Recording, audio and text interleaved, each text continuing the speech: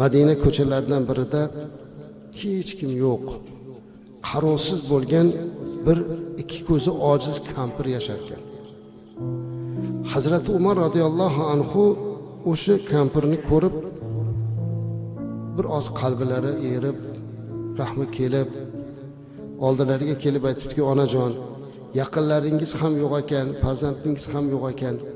Men har kuni kelib sizni uyingizni yig'ishtirib, tozalab, tahoratingizga suv tayyorlab, nima xizmat bo'lsa qilib ketay.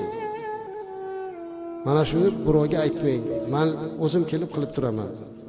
Bir kuni kelsalar, kimdir oldinroq kelgan, uylari yig'ishtirilgan, tozalangan, hamma yo'q siparishtalanib qo'yilgan. Hazrat Umar hayron, hali ko'zi ojiz kampirga kelib, "Onaxon, hech kimga aytmang, birovni bezovta qilmang, men o'zim qilaman deyordim-u" desa, "Men aytmadim, kimdir kelib o'zi qildi sizga o'xshab."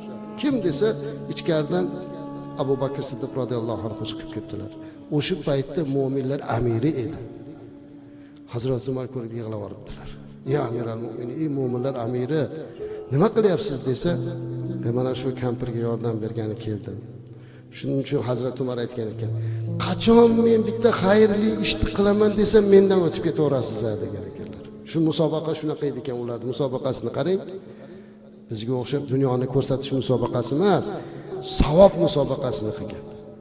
Payg'ambarimiz alayhisolatu vasallamning sadoqatli sahobalari bo'lgan ulug' zotlarning qilgan ishlari bizga bugun ta'lim aslar.